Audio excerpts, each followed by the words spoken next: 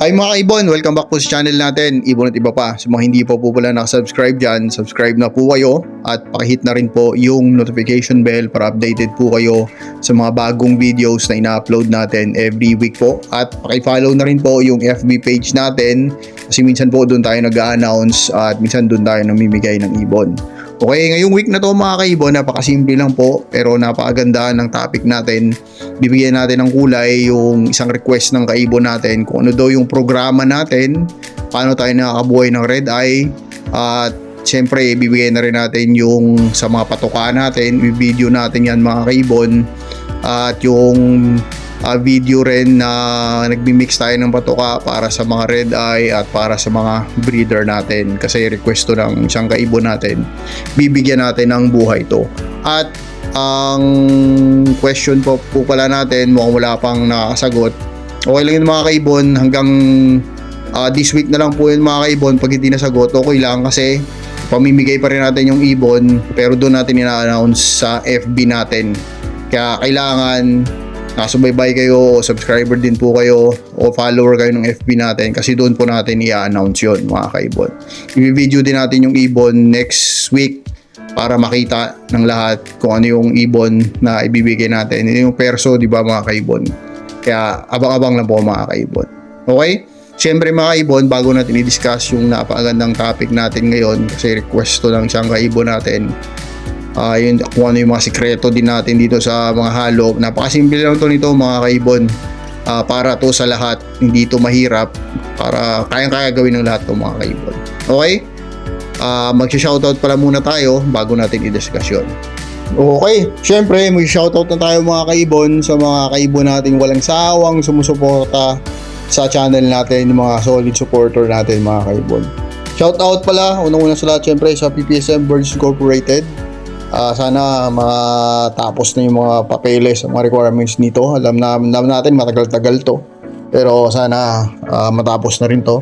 Shoutout kay kaibon Sir Dicky Lennon, Aldrin Martinez, Dan Gatian, Aunt Pauline Avery, Silverio Magbanwa, Elmer Senedosa ng Rizal, Angelo Villena ng Cabanatuan, John Kenneth Pabiano, Jose Caparoso, na Nokis Mini Avery ng Hangonoy, Bulacan, Family Espiragera ng Pambong, Bulacan, Jonathan Avery ng Pambong, Bulacan din po, Paul Tomo, Noah and Elisha Avery. Feeling ko ito yung si Sir nag-request. Salamat sa request niyo Sir, bibigyan natin ng buhay ito. KJ Mini Avery ng Samar, Mac John Basco, Ronald Antonio ng Taguig, John Aaron Michael Misina, Leo Lunaria Mini Avery, Cheryl Lapu-Lapu, Lloyd Aldrex Lunaria, Princess Lane Fernandez, Clark Elizondo, Junjun Natada ng Balintawak, Jonald Cruz ng Tondo, Mordido Family ng Las Piñas, Yaoyan Fighter, Andy Sunga ng Pampanga, Reo Mendoza, June Ramos ng Bukawi, Jobert ka sa JTB, pasuporta din po mga kaibon, Frederick Villar, Kevin Bilote, Daniel Balmasida, Jai Death Ibunan ng Guadalupe, Rimil Pades ng Nueva Ecija, SLH Avery ng Taguig, Jairil Avery ng Valenzuela, Frank Aguilar ng Binawan ng Rizal, Anthony Minor, Access Lakap, Marvin Soler, at kay kaibon DPJ Mini Avery ng Caloocan. Maraming salamat po mga kaibon sa suporta nyo. Okay mga kaibon, ngayon syempre bibigyan natin ng kulay yung request ng isang kaibon natin kung ano yung mga hinahanda natin, paano tayo mag-breed, at syempre yung patuka natin sa mga breeder natin, at kung ano yung patuka natin sa red eye natin mga kaibon. Kaya gagawa natin to ng video, bibigyan natin ng kulay to para makatulong tayo o para kahit paano may kaalaman kayong onte kung paano. Kasi nung unang panahon, di ba mga kaibon, kung naaalala nyo, naghanap pa tayo ng mga magic patuka sa mga kaibigan natin kasi ang hirap talaga bumuhay ng red eye nung panahong nagsisimula tayo sa Opa Aqua Ino na project natin. Daming namatay na red eye, sayang. At nakakuha nga tayo ng magic patuka, pero medyo komplikado kasi maraming gamot na nilalagay. Pero ngayon gumawa tayo ng sariling patuka natin, sinimplihan natin, tinesting natin muna kung talagang gumagana. At kung napapansin nyo, ang dami natin ipabugang Crimino, di ba? Crimino, Lutino, ang daming ino, Bas, Red Eye, may Aqua Opa Ino din na napabuga tayo. Ito po yung simula nun, nung ginamit natin yun, nabuhay na lahat mga kaibon. Kaya mula noon hanggang ngayon mga kaibon, ito yung ginagamit natin sa mga Red Eye natin. Ito yung mga simpleng patuka na ginagamit natin sa Red Eye natin mga kaibon. Okay? Okay, simulan natin muna mga kaibon sa patuka. Kung makikita nyo mga kaibon, patuka sa breeder, canary mix yung meron tayo. Usually mga kaibon, hindi ito yung canary mix na binibili natin. Kaso lang last month na ubusan yung supplier natin at walang-wala na talaga tayong patuka, kaya wala tayong choice, kinuha natin to.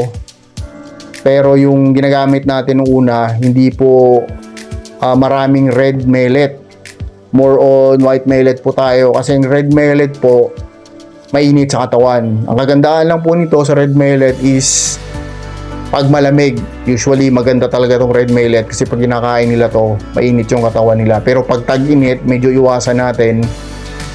Kabutihan lang po mga kaibon, kasi o kagandahan lang din kasi nakadiscovery tayo para lumamig yung ibunan natin. Kaya nag-decide tayo na kahit papano, sige, go na lang tayo sa patukang to. Pero kung hindi, maghanap talaga tayo. Medyo malayo pang pagbibilhan natin. At yung iba, wala talaga silang supply. Yung mga ibang poultry supply dito, wala talagang supply ng gusto nating brand ng patuka. Kaya ito, pinagtsagaan na lang natin to mga kaibon. At ito ngayon, maghahalo tayo mga kaibon. Napakasimple lang to. Canary mix lang to mga kaibon. Tapos sinahaluan lang natin ng successor. Kung makikita nyo, may halo yan, successor tsaka canary mix. Tapos hahaluan din natin ng sunflower. Tatansyahin natin yung sunflower na inahalo natin kasi ayaw naman natin na sobrang dami ng sunflower kasi nakakataba naman yun. At yung successor, sakto lang din. Sa kalahating sako, kasi binibili natin mga kaibon, per sako tayo bumibili ng patuka kasi mas nakakatipid tayo.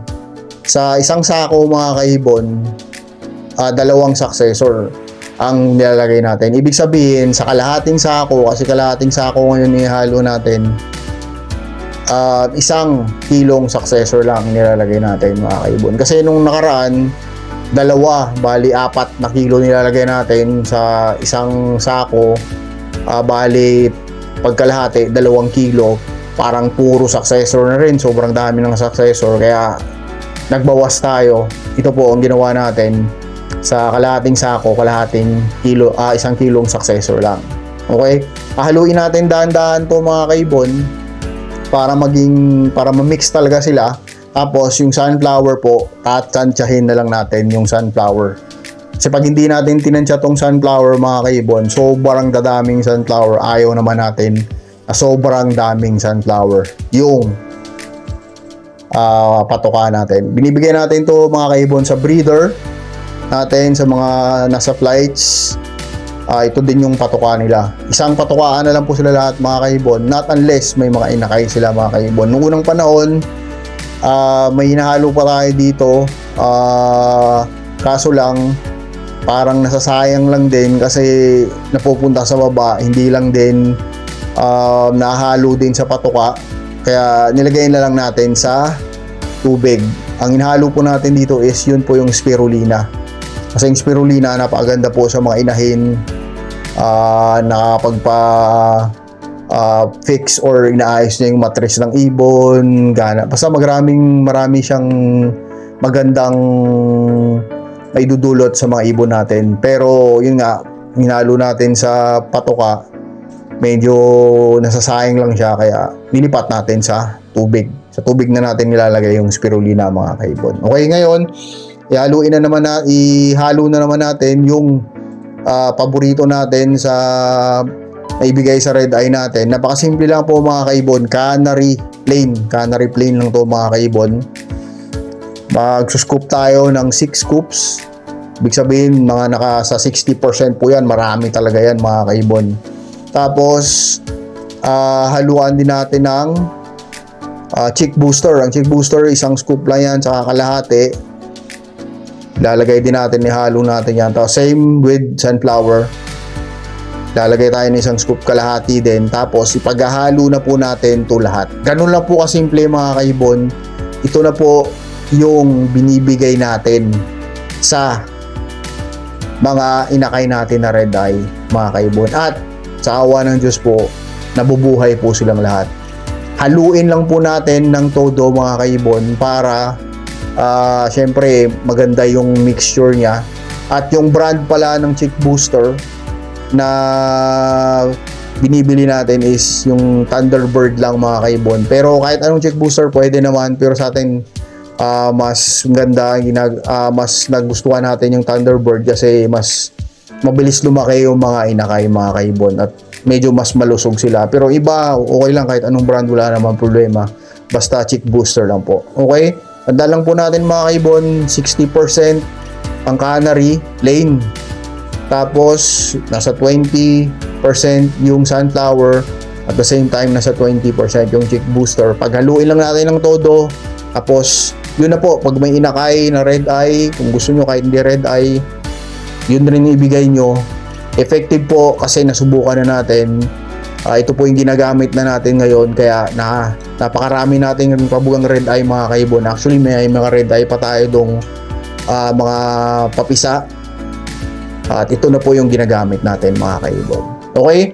Sana po nakatulong yung munting video natin sa inyo mga kaibon na paano magbuhay ng red eye at kung ano yung mga patoka na binibigay natin para yung malaking chance yung mabuhay ang mga inakay natin na pula ang mata. Kasi napakasailan po nila at napakahirap po nila buhayan mga kaibon. Okay? Sana nagustuhan nyo yung munting video natin ngayon mga kaibon.